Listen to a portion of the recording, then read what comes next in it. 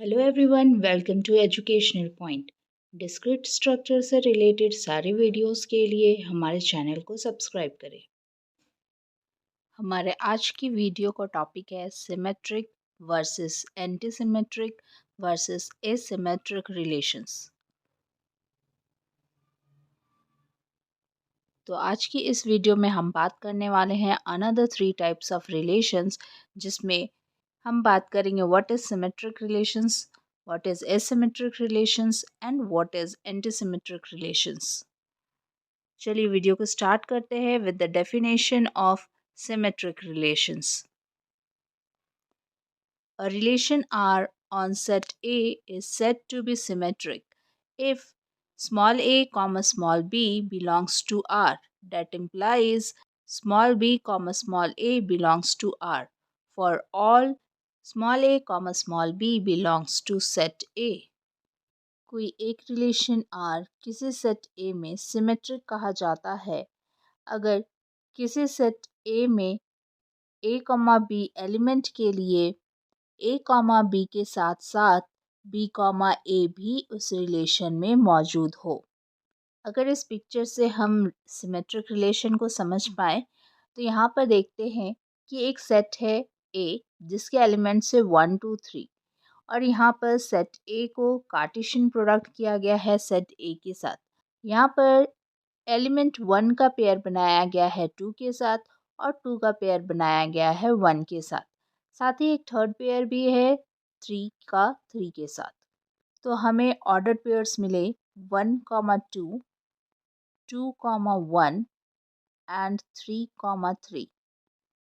तो यहाँ पर जैसा कि हम देख पा रहे हैं 1, 2 के लिए 2, 1 भी प्रेजेंट है। मतलब अगर 1 को A और 2 को B एलिमेंट लिया गया तो यहाँ पर B, A भी हमारा प्रेजेंट है। इसलिए इस तरह के रिलेशंस को हम सिमेट्रिक रिलेशन कहेंगे। चलिए एक एग्जाम्पल के थ्रू इसे समझते हैं। यहाँ एक सेट है A और एक रिलेशन दिया गया है और क्वेश्चन पूछा गया है इज आर सिमेट्रिक। तो हमें बताना है कि ये जो रिलेशन दिया है क्या ये सिमेट्रिक है। तो सिमेट्रिक होने का कंडीशन यही है कि किसी सेट के A और B एलिमेंट के लिए रिलेशन में A, B के साथ साथ B, A भी प्रेजेंट होना है। तो चलिए चेक करते हैं।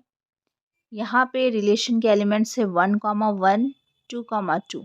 चलिए इसमें तो कोई भी प्रॉब्लम नहीं है। नेक्स्ट हम बात कर रहे हैं 1, 2। तो ये A, B के फॉर्म में है। तो इस 1, 2 के लिए हमारे पास 2, 1 भी होना चाहिए, जैसा कि हमारा नेक्स्ट पेयर दिखा रहा है 2, 1। अब नेक्स्ट है 2, 3। ये भी A, B के फॉर्म में है। तो इसके लिए भी हमारे पास एलिमेंट होना चाहिए 3, 2, जो कि नेक्स्ट एलिमेंट है। तो क्योंकि यहाँ पर A, B के लिए B, A भी प्रेजेंट है, इसलिए ये रिलेशन सिमेट्रिक है। जैसा कि सॉल्यूशन में भी दिया गया है 1, 2 के लिए 2, 1 और 2, 3 के लिए 3, 2 इस रिलेशन में प्रेजेंट है, इसलिए ये रिलेशन सिमेट्रिक रिलेशन कहलाएगा। नेक्स्ट बात करते हैं एसिमेट्रिक रिलेशंस के बारे में। A relation R on a set A is called an asymmetric relation if small a, small b belongs to R implies small b, small a not belongs to R for all small a, small b belongs to A. कोई relation किसी set A में asymmetric relation कहा जाएगा अगर किसी set के दो element A, B के लिए उस रिलेशन में A, B के साथ साथ B, A प्रेजेंट ना हो। तो यहाँ पे हम देख रहे हैं कि ये सिमेट्रिक रिलेशन का जस्ट ऑपोजिट बात कर रहा है कि इसमें A, B के लिए B, A प्रेजेंट नहीं होना चाहिए। तो चलिए देखते हैं एक और इसे एक एग्जाम्पल के थ्रू समझते हैं।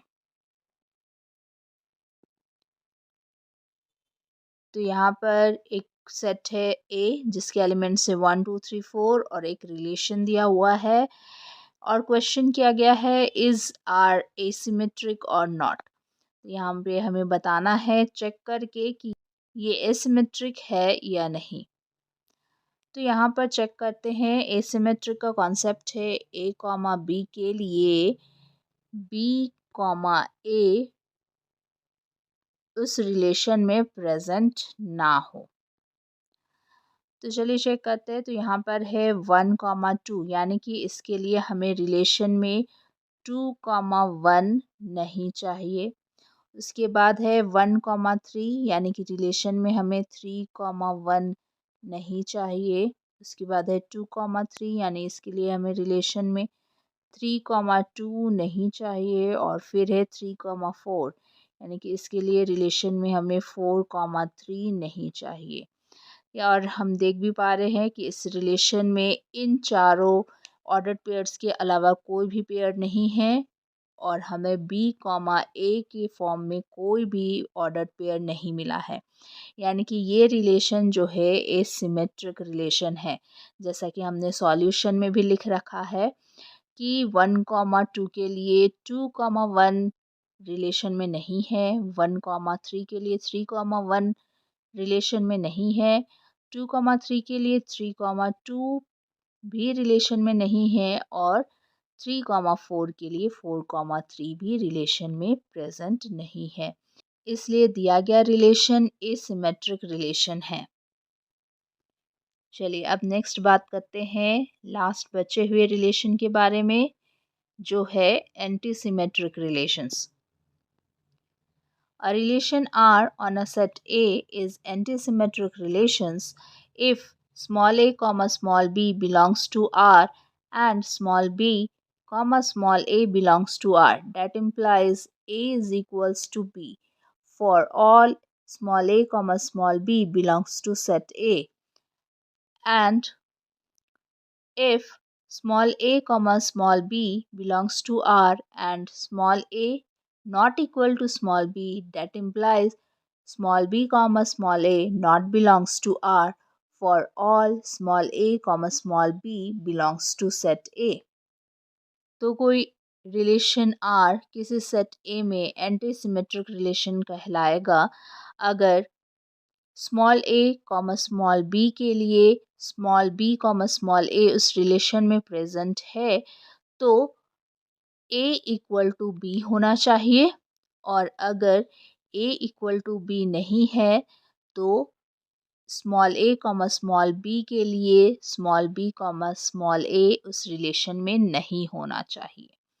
ठीक है, तो ये क्लियरली बता रहा है कि small a comma small b के लिए अगर small b comma small a relation में प्रेजेंट है तो a इक्वल टू b होना चाहिए और अगर a इक्वल टू b नहीं है तो b कॉमा a भी प्रेजेंट नहीं होना चाहिए। चलिए इसको एक एग्जांपल के थ्रू समझते हैं। Here is the example. तो यहाँ पर एक सेट है ए और रिलेशन दिया गया है आर और क्वेश्चन है is the relation R antisymmetric. तो पूछा गया है कि क्या ये दिया हुआ रिलेशन एंटीसिमेट्रिक है।